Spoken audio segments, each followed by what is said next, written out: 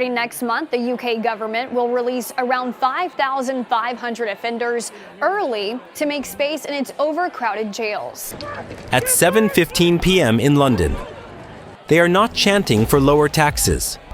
They are not asking for better health care. They are demanding the immediate dissolution of Parliament and the resignation of Prime Minister Keir Starmer. The accusation from the crowd is simple, and it is terrifying. They claim the Prime Minister has unleashed thousands of sexual predators and machete-wielding murderers onto the streets of Britain. Starmer dismissed these claims as nonsense. He called it misinformation, but the waves of protesters did not buy it. At 7:32, 4 riot suppression vans were ambushed with officers still inside. The police issued a 1-hour ultimatum to disperse or face severe countermeasures. The enraged locals would not be stopped. By 8:19, fireworks were being fired directly at police platoons.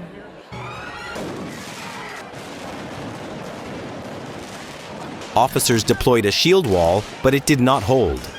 The scandal centered on the SDS-40 scheme. Starmer announced that criminals can now serve just 40% of their sentence and walk free. The reason is that prisons across Britain are at 99% capacity, which means they are severely overcrowded. Tens of thousands of thugs are now on the streets. Protesters smashed storefronts and pelted officers with glass while chanting, "Deport them all."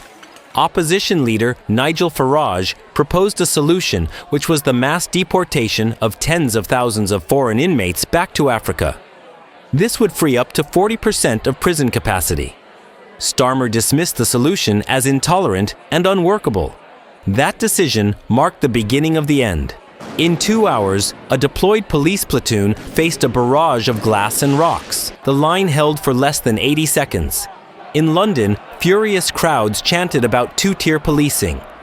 They accused Starmer of prioritizing mass arrests of political dissenters, while real machete-wielding killers roamed free just miles away. At 10 o'clock sharply, police deployed dog units to suppress the frenzied mob. By then, they were not chanting anymore. They were fighting. Suddenly, Starmer addressed the nation to say the situation is under control. He claimed 11,000 criminals have been recalled to prison this year. This did not help. It made the situation 3 times worse.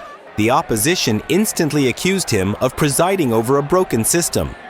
If 11,000 failed to adapt to normal life, then what on earth are the other 30,000 thugs doing on our streets right now? Mobs of masked men went absolutely berserk. By then, reports confirmed 87 arrests and 134 hospitalized officers, along with 8 burned vans.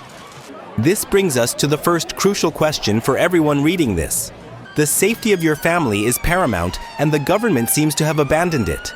The scenes outside the prisons were even more disturbing than the riots. A single clip on social media racked up over 7 million views in just 3 hours. It showed a prisoner strolling out of prison not to rehabilitation, but to a waiting luxury Lamborghini and a champagne reception. He was explicitly shouting respect to Starmer. His entire gang was there to greet him. British society did not just get angry, it exploded. The hypocrisy was undeniable. While the government liberates the mafia, it is imprisoning citizens for a Facebook post deemed a radical opinion. Judges in local courts were anonymously raging. They claim the entire blame lies with the government because their hands are tied. You cannot jail a member of a grooming gang when every single prison is at bursting point. Starmer came forward with yet another pledge that 14,000 new prison places will be built by the year 2031. Critics instantly fired back that by then, Britain would need over 200,000 places. Once again, Starmer refused to address the root of the problem. At that very moment, 4 small boats were spotted crossing toward the southern coast of England. What we witnessed with the rollout of the SDS-40 initiative was not a logistical necessity. It was a moral surrender. Justice officials on the ground were not lenient by choice. They were coerced. Confidential sources described the same impossible directive, which was to empty the cells to prevent a system collapse. They were told to ignore the risk unless the offender is a high-profile political target. The opposition claimed that if you are a career criminal, the door is open. That is precisely the reality hitting British neighborhoods.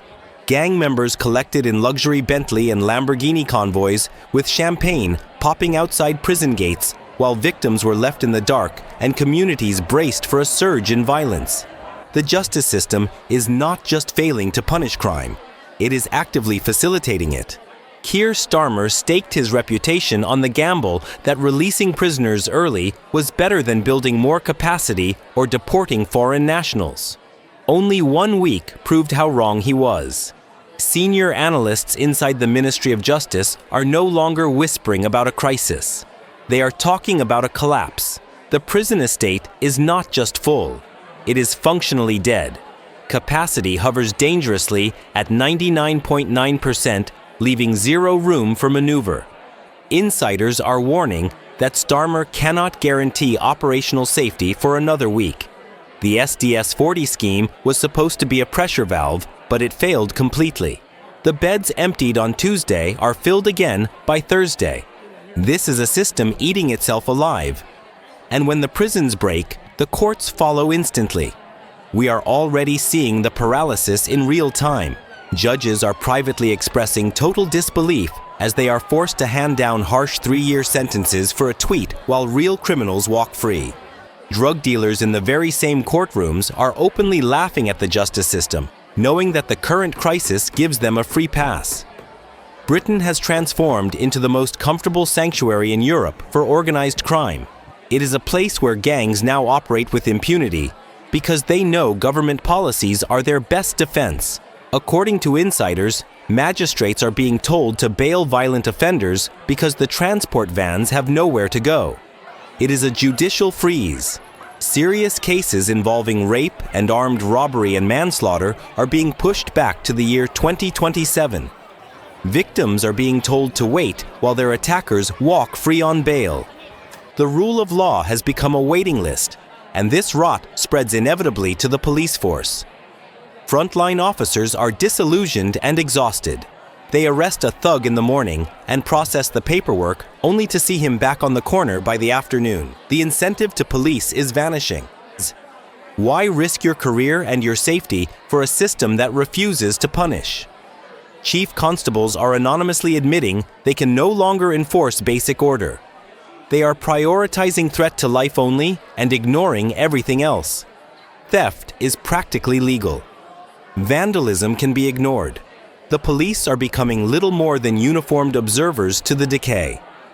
Intelligence reports suggest we are 7 days away from a critical failure event.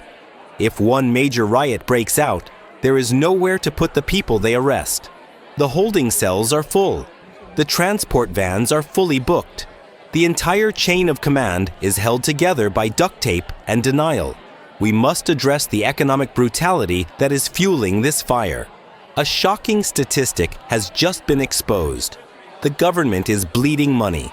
Specifically, £10 million of taxpayer money is vanishing every single day. This is not money being lost to administrative error. This is a calculated theft from the British working class. The government has quietly cut £10 million daily from unemployment benefits and winter support for struggling British families. That money is being transferred directly to fund the housing and feeding of illegal migrants. Imagine a single mother in Liverpool who has lost her job. She goes to the benefits office and is told there is no money left to help her buy milk for her children. She is forced to queue at a food bank in the rain. Meanwhile, 10 miles away in a requisitioned hotel, a man who arrived illegally on a boat yesterday is being served 3 hot meals a day, paid for by the very money that was taken from that mother. This is the definition of national betrayal. It is a transfer of wealth from the law-abiding citizen to the law-breaking intruder. This leads to the death of the local economy. Small business owners are watching their livelihoods evaporate. In Birmingham, a baker called the police because a gang was smashing his windows. The police said they had no officers available. Desperate to save his shop, he took a rolling pin and chased the thugs away. The police arrived 10 minutes later and arrested the baker for assault. The thugs were left free to return the next night and burn his shop to the ground. Insurance companies are now canceling policies for businesses in these high-risk zones. The high street is becoming a dead zone. This situation affects every single person who pays taxes in this country. It is not just about crime, it is about your money being used against you. Tell us in the comments below, who deserves the £10 million a day? Option A is struggling British families. Option B is illegal migrants. Type A or B in the comments right now. Keir Starmer is not an incompetent manager. He is the former Director of Public Prosecutions. He knows the legal system better than anyone. The release of 40,000 prisoners was not a mistake. It was a calculated legal maneuver. He used his expert knowledge of the law to find the loopholes that would allow him to empty the prisons to satisfy international human rights quotas. He knew exactly what would happen to the safety of the public. He chose to sacrifice your safety to maintain his standing with the European courts. He is not fixing the system, he is dismantling it using the very rulebook he was sworn to uphold. The government assured the public that every released prisoner would be tagged with a GPS device. They lied. The Ministry of Justice is hiding a catastrophic failure. They have run out of budget for the batteries and maintenance of these devices. Thousands of violent offenders are walking the streets with GPS tags that are completely dead. On the monitoring screens, they do not appear as flashing red dots. They do not appear at all. They are invisible. The government knows they are missing. The police know they are missing. But they are keeping it a secret, because admitting that thousands of rapists and murderers have vanished would cause the government to collapse overnight. It is the concept of the native refugee. The data on foreign national offenders has been classified as top secret. The reason is that the government has no intention of deporting them. They are importing a new population while the native population is forced to retreat. British citizens are now forming local militias to protect their neighborhoods because the state has abdicated its duty. You are seeing the formation of a society where the citizen is the refugee in their own land, hiding behind locked doors, while the criminal class roams free with state sponsorship. The Home Office is trying to hide the recidivism delta. They know the numbers would end this government instantly. They are classifying reoffending data as sensitive, which is code for damning. The prisons are not just full of people, they are full of secrets. As winter approaches, the streets are getting colder and more dangerous. The police are exhausted and the courts are gridlocked. This is not a policy error. It is a deliberate dismantling of safety. The silence from Whitehall is deafening. They have no plan B. This was their only move, and it has failed. Viral footage from across the country confirmed the threat is now real. The same pattern of arrogance is on display. The same mocking shouts of respect to Starmer from released convicts echo in the streets. The same unrepentant faces of men who should be on a flight back to their home countries are walking free in ours. These are not petty thieves. These are members of organized crime networks. Thousands of them are foreign nationals who are sponsored by the taxpayer instead of being deported. Whitehall has the statistics. They know the prisons are full of people with no right to be here. They have the deportation orders ready. But under this administration, every flight that could free up space gets canceled for the same reason. It is too politically difficult to clear. Starmer did not walk into Downing Street as a novice. He entered as a man who supposedly knew the system inside out. He campaigned on a platform of competence, promising to smash the gangs and restore the rule of law. He presented himself as a forensic expert who would fix the chaos left by the previous administration.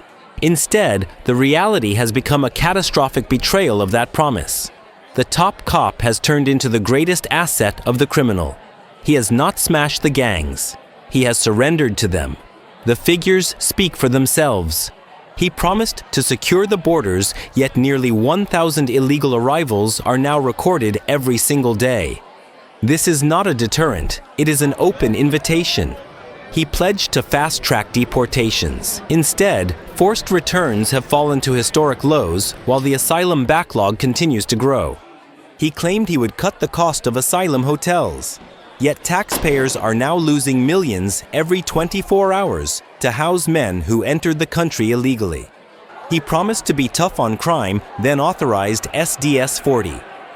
Faced with the data, he chose to release convicted criminals rather than build the necessary infrastructure. He vowed to protect women and girls. Yet his policies have returned domestic abusers to the streets halfway through their sentences. He committed to deporting foreign national offenders, but more than 10,000 foreign criminals currently occupy prison cells that should be reserved for domestic offenders. He speaks of building new prison places by 2031, a timeline that comes 6 years too late. By then, a crime rate that has already risen under his leadership will be far harder to control. He used his legal background not to enforce the law, but to search for loopholes to circumvent it. He redefined safety as risk management and justice as emptying cells. A man who spent his career prosecuting criminals is now ensuring their release. He understands exactly what he is doing. He is managing the decline of British order trading public safety for the approval of the human rights lobby. He is not repairing the system. He is dismantling it from the top down. The expertise he once boasted about is now deployed to justify the unjustifiable. Britain did not vote for this. The most dangerous aspect is his apparent belief that his former title shields him from criticism. It does not. It only makes the failure more inexcusable because he more than anyone else should have known better. This is not just a crisis of capacity. It is a crisis of information. While the gates open, a blanket of silence is being thrown over the consequences. Media outlets call these protests isolated incidents. But the public is noticing a terrifying pattern that the news anchors ignore. Opposition leaders claim that in towns across the Midlands, shoplifting has effectively been decriminalized. Store owners have stopped calling the police. They know the thief will be back on the street before the paperwork is filed. Probation officers are privately leaking that the monitoring system has collapsed. GPS tags are running out of battery, and nobody has the manpower to replace them. Thousands of offenders are technically missing within the system. The government calls this a logistical hiccup. It is actually a national security breach. Meanwhile, victims are receiving automated texts saying their attackers are free. No consultation and no warning, just a digital notification that their nightmare has returned. Starmer and his team are banking on public fatigue. They hope the people will get used to the sirens. They hope the nation will accept rising crime as the new normal. But the anger is shifting from the criminals to the enablers. Britain is seeing the formation of neighborhood watch groups that look more like militias. Regular citizens are stepping in where the police have stepped out. This is the breakdown of the social contract. When the state stops enforcing the law, the people start enforcing their own. And that is the most dangerous moment for any government. Foreign diplomats are reportedly stunned by the weakness of Britain. Other nations deport foreign criminals immediately. Britain houses them and feeds them, and then releases them early. It is a humiliation on the global stage. Starmer is prioritizing international treaties over domestic safety. He is more afraid of a legal challenge from a European court than a riot in a British city. This paralysis is costing lives. Every day this scheme continues, another innocent person becomes a statistic.